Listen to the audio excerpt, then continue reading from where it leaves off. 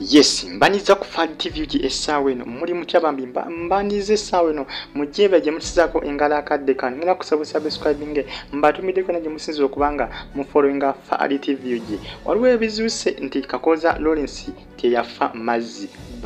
basinzidde kuki okwogera bino ngina kuba nkuwa details maaso ngina kusaba subscribing ate ompere video kalaki mbatumiddeko na gye musinza okubanga mugyekumiddeko abasinza mu ggwanga lya Saudi Arabia abakadama bambi mbagala nnyo ba Asoraz mbatumiddeko abali mu ggwanga lya Qatar mu ggwanga lya Doha mu ggwanga lya Bahrain mu ggwanga lya Oman mbagala bya nsusu nnyo wali abali mu ggwanga lya Belgium mu ggwanga lya Germany mu ggwanga lya Spain mbatumiddeko comments nzira mubali kubanga mu followinga Fad TV subscribe onyigende kade buli wonyiga ku notification bell obojja kufuna notification nga ntadde video subscribe onyigende kade buli wonyiga kale mbagambe obojja kufuna notification ato subscribing osigalenga o followinga Fad TV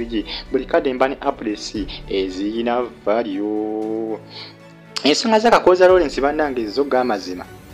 gamazima bino ebintu ne baninga banagana basinga babira bange ebyomuzanyo ninga si bya muzanyo bannange si bya muzanyo bintu biri serious omusajja yafa naye ebintu bifuuse ebintu bulunako olukya biranda zisabanga yo muntu afa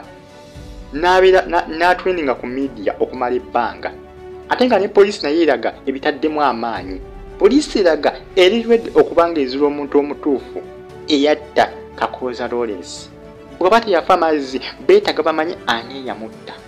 family ya Kakooza Lawrence wenjoge essaawa zino ebitambula ebitrendinga biraga nti family ya Kakooza Lawrence evuddeyo n'esaba poliisi ntereme kwesiba nnyo ku kya Kakooza nti yagwa Mazzi ge gamutta kuba family ya Kakooza Lawrence etegeeza poliisi nti egende ku otero efune obutambi obwali kudingibwa kw'olwo olunaku bayinza okuba omusajja baatugamutuge ne bamutta ne bamusuula mu mazzi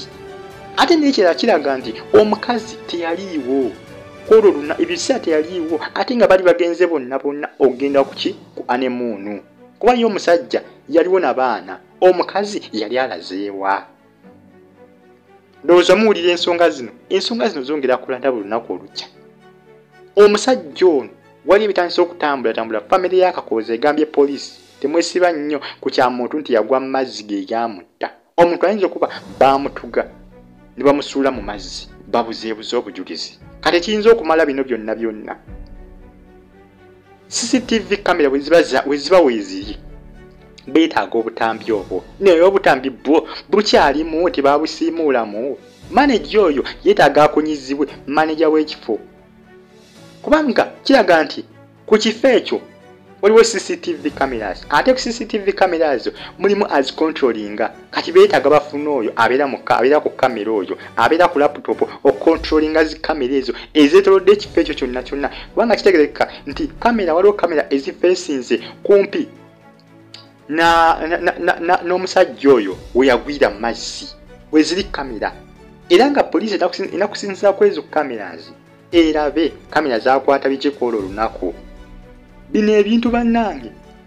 ono omusajja teyeefiira nze kyemmaze okulaba baaba teyeefiira ono ate nze ndaba bagenda kuvumbula buli omu bagenda kutandika okubanga bavuba buli omu nga bavuba bavube abo bonna be basuubiza okubanga balina ensonga zino jjukira ku makya asikali se babadde atawanyika nga adduka kati nga neebuuza asikali abadde addukira ki ku nkya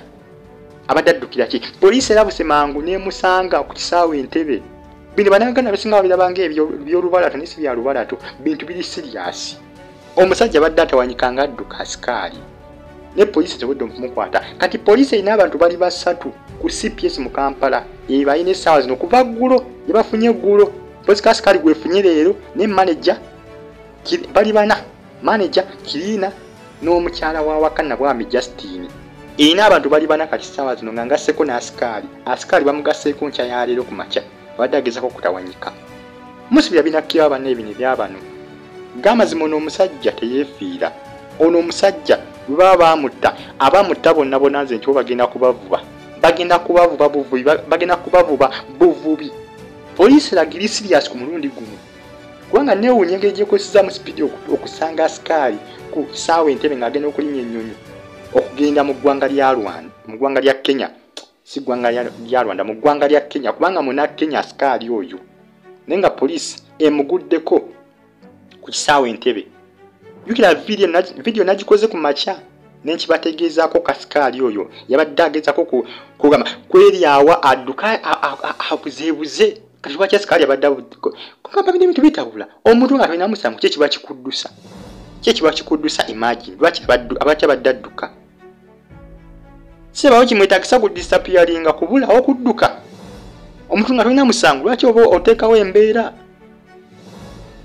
eno situation egenda mu maaso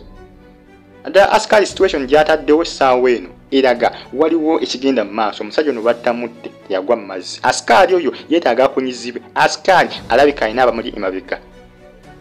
askari alina abamuli emabega omusajja ono Kakooza Lawrence yeetaaga afuna obwenkanya naye nga byo buli lunaku byongera kulabuka omusajja yafa dda naye tugenda mu wiiki nnamba nga bamuzise naye essaawa zino bintu bikyatuwendinga si byangu ne baba musubscribing mbagala nnyo naye nga Kakooza Lawrence bambi yeetaaga afune obwenkanya baba battamutte bafune abantu abamutta lwaki bamutta